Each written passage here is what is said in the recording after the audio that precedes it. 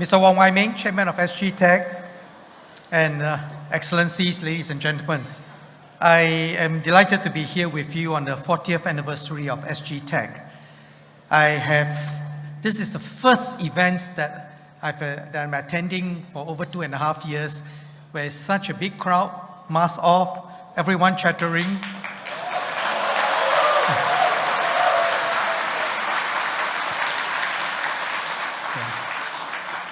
And I should tell you that the reason why I told 𝗟𝗏𝘁 that I may not be able to make it was that the first time I left Singapore for an overseas trip, about 4 months back to London and Berlin, I ended up catching COVID because nobody was wearing masks.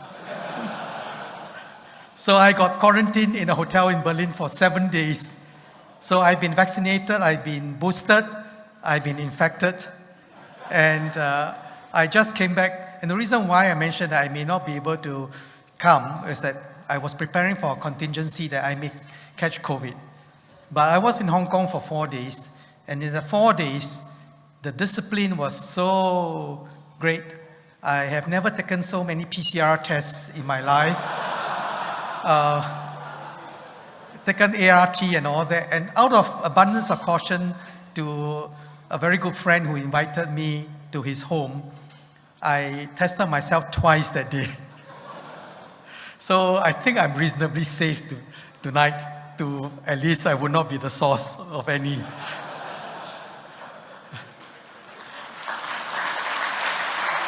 So when I was told that this is the 40th anniversary of SGTech, I was looking for my black t-shirt and jeans.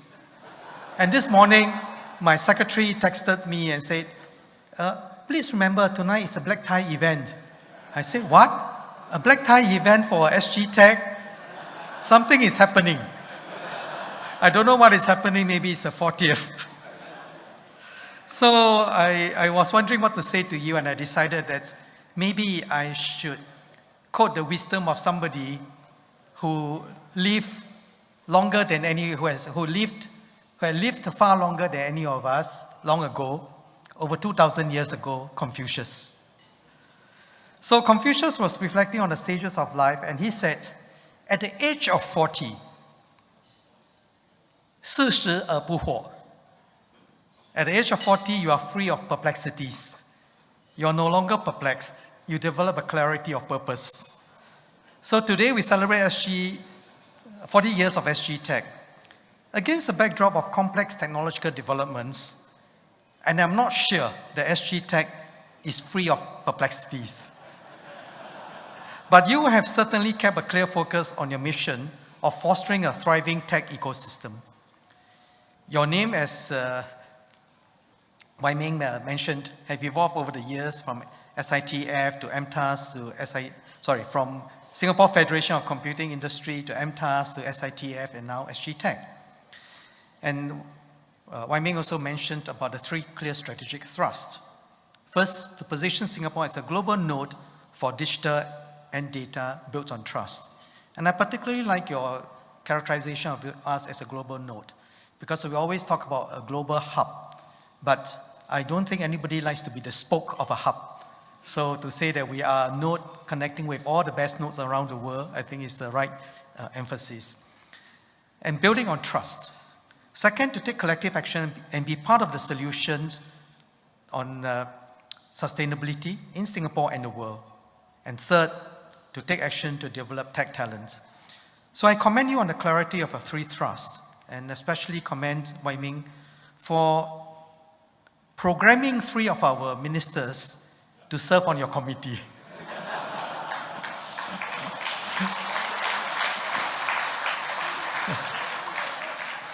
SGTech has also grown from strength to strength. Today, you're the largest trade association for the tech industry in Singapore, with more than 1,000 enterprise members. Through the years, what is also remarkable is how SGTech has kept pace with the developments of the tech industry. The tech landscape is fast-moving, with an ever-accelerating clock speed. Disruptions are relentless. In 1982, when SGTech was first founded, Time magazine broke with its tradition of naming a person of the year. In that year, they named a non-human for the first time, the personal computer. At that time, PCs were still a rarity, but today they are everywhere and have transformed our working and personal lives. To remain effective, SGTech had to respond to the evolving needs and demands of the industry or face disruption. So let me speak about 3 such areas today in which SGTech continuously kept pace with new developments and supported companies in staying ahead of the game. And please don't fall asleep if my speech is too long, because the exam question is at the end. The first area is partnering industry to catch new waves of growth. COVID-19 has accelerated digital transformation, from online meetings, remote work, to even learning online. Beyond COVID, there is also a wave of technologies that can transform industries and our lives. Quantum computing, AI, robotics, nanotechnology, 3D printing, and other advancements. These technologies will transform the economy across every sector, from manufacturing to construction to the services sector. The media industry has been facing this disruption for some time now. Emerging disruptive developments in fintech, insurtech, and edtech will reshape the way we learn and spend. Beyond the economy, the governments and social sectors will also be transformed. To ride on these new waves, the National Research Foundation is investing $25 billion over the next 5 years, or coming 5 years, to catalyze R&D across various fields, including digital technologies and advanced manufacturing. I'm glad that SGTech is always looking to the future and helping your members respond. You now have a range of chapters and committees that touch on various strategic areas. I was very impressed when I read your website, including AI, cloud, digital transformation, cybersecurity, sustainability, and many others. Today, I'm happy to launch SGTech's latest initiative, transformlife.sg.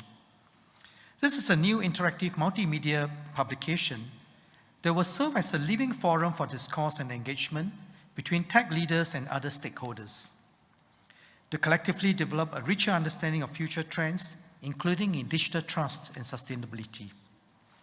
So I encourage you to build on this project as it continues to evolve. To catch the future waves of growth, it is also important to look beyond our shores to foster international collaboration, particularly important in an age where tech contestation is so severe. At the government's level, we have pioneered digital economy agreements with like-minded partners, including with the UK. To take full advantage of such agreements, industry will need to develop the use cases. So I'm glad that SGTech has signed an MOU with Tech UK on digital trade facilitation, cybersecurity, and digital identities cooperation. I hope you also work on keeping out viruses. I encourage SGTech to further strengthen international partnerships and strengthen our networks of collaborations. At the same time, even as we catch the waves of growth, we must be mindful of the digital divide. While digital future holds great potential, we must ensure that we progress together as a society. I'm glad that SGTech has been doing your part, for example, through your Tech for Community initiative, which distributes pre-used laptops to children and seniors who need them. And of course, you know that IMDA is working hard on this Seniors Go Digital, and we are also helping our hawkers to go digital by using the 𝗖CDC voucher.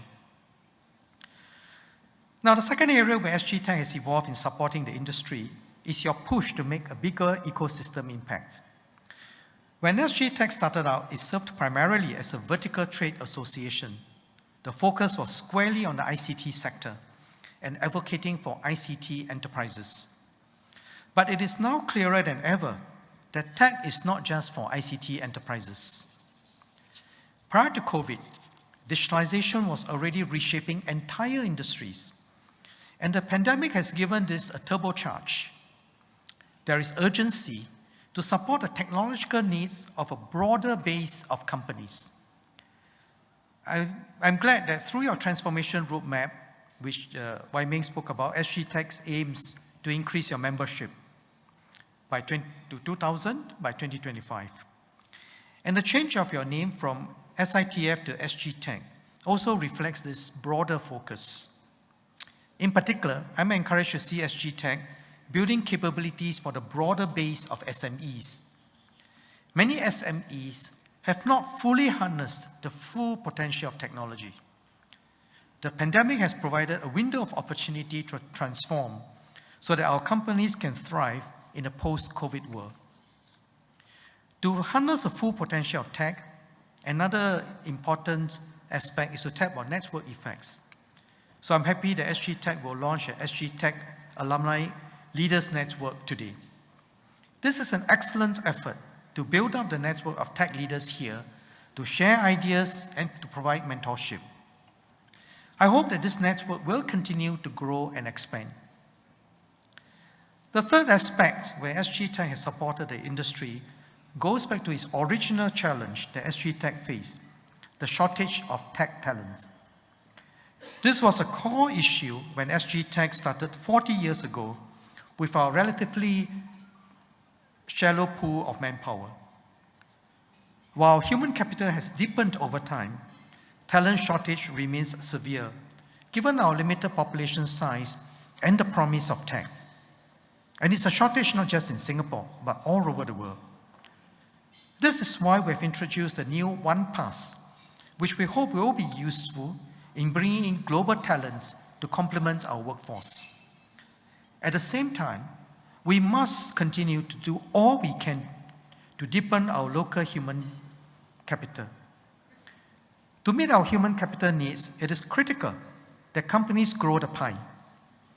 It is easy to see each other only as competitors. But if companies only look to hire or poach from one another, this becomes a zero-sum game. On the other hand, if you come together to set common standards and skills requirements, with larger companies taking the lead to train in excess of their needs for the industry, then the industry as a whole will thrive, more workers will benefit, and all members are better off. When I was education minister, I visited many countries to study their education system, and in particular to study how they upskill their workers. The one place which I have been most impressed was a company I saw in Switzerland, which were training for over 100 people in a particular industry. And I asked the manager, I said, wow, you must be growing exponentially, that you are recruiting 100 new people every year, in just this small little area that you're training so hard. He said, no, Mr. Heng, we are not. We are hiring at most 30. So I said, where do the other 70 go? He said, to my competitors. I said, what? You're training for your competitors? He said, yes, because the reputation of this industry and for Swiss excellence depends critically on the quality of our people. And if our companies are short and we just engage in each other, snatching from each other, it is not only a zero-sum game, it's a negative-sum game, because all your energy will be expended doing that. But as the biggest player, I'm glad that I'm able to do that, because I take already 30% of these trainees every year. And not only that, they said, because I'm training, I also get to pick the best. And I said, but your competitors are willing to settle for the rest? He said, well, the choice for them is either someone who is trained or someone who is totally untrained. I say, wow, such wisdom. So I hope that our companies here will have such wisdom too.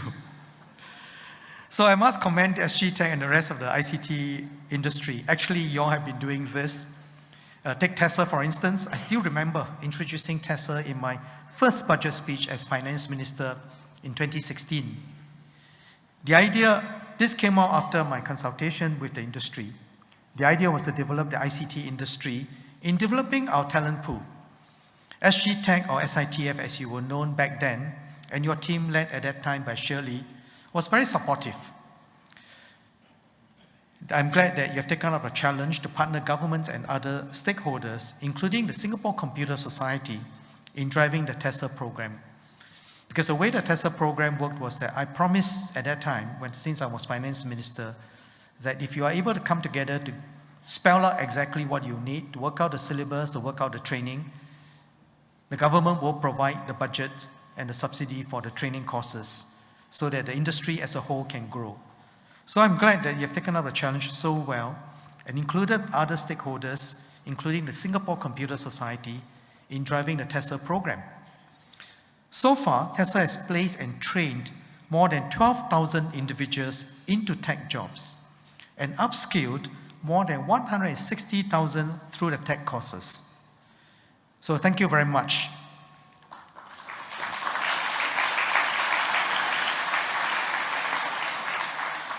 I take your applause as an endorsement of that great initiative. So I'm going to go on to the next part of my speech, which is where the exam question comes, right? There's still much more to be done.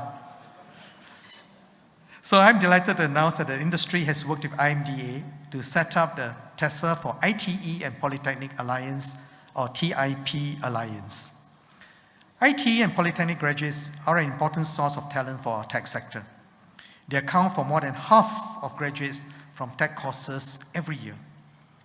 With the new TIP Alliance, ITE and Poly students and graduates will benefit from end-to-end support in kickstarting their careers in the tech sector through high-quality internships, on-the-job training via apprenticeships, as well as opportunities to obtain further education and industry-recognized certifications.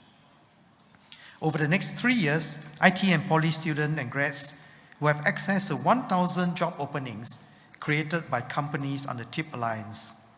I'm glad that 12 inaugural companies have come on board, and I hope that more will join in the future.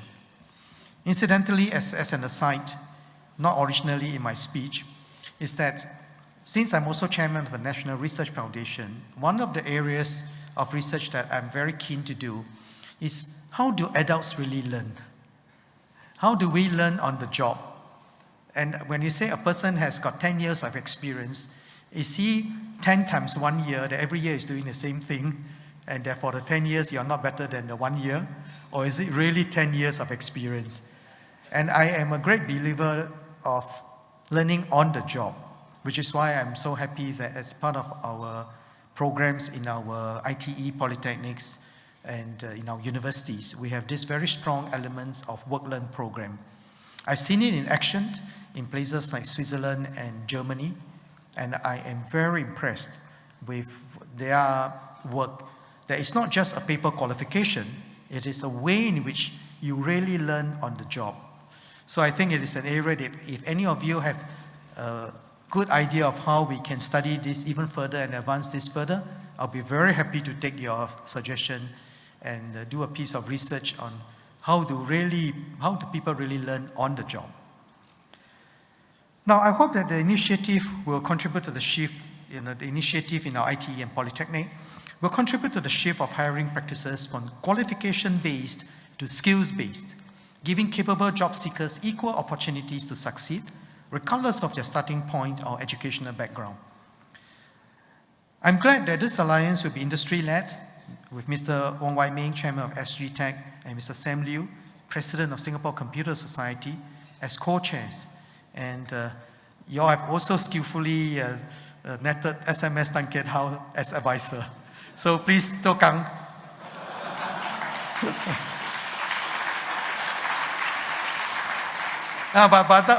But that's not all. More remains, even more needs to be done. As you have rightly stated on your website, underpinning your various strategic pillars and all your business activities is ultimately talent. Talent will continue to be the greatest limiting factor to our company's ambition. So on SGTech's 40th anniversary, I have a special birthday challenge for you. Not a present, but a challenge. Given the urgency and scale of our tech manpower challenge, I urge SGTech to double down on 2 areas. First is to keep abreast of the latest tech developments and its impact on skills. Earlier, I spoke about exciting new developments from AI to nanotechnology to quantum computing and their applications to a range of industries. We must update our skills map and prepare our people well for new, potentially more demanding needs across these emerging areas.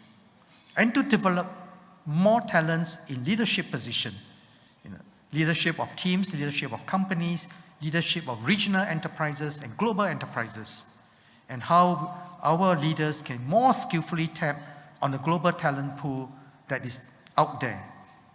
And we must not be behind the skills curve.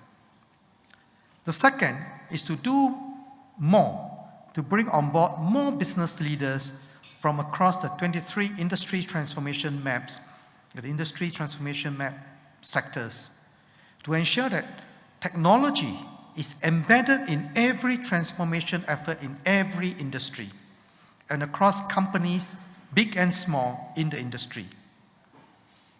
That's a shorthand way of saying that you have a lot of business if you can do this well. We must make sure that tech is pervasive, not just in the ICT sector, but across the 23 industry transformation maps and in every part of our society and our economy. If we can do this well, the opportunities in the next 40 years will be boundless. So I know everyone is hungrier now, so let me conclude. And we're hungry for more work, right? Over the last 40 years, SGTech has evolved in tandem with the industry. You have kept pace with the dramatic changes in the tech landscape, even as you matured as an organization. Today, SGTech is just as relevant as 40 years ago, if not more. The vibrancy of our tech sector today owes much to SGTech's contribution over the years, and to all of you who are present here. So I started my speech with Confucius saying that one gains clarity at the age of 40. I know many of you are looking ahead. You are thinking about the next 40 years, or maybe even your 100th anniversary. I have every confidence that so long as we continue to maintain a clear vision and work together, wow. Isn't this a clarion call to action?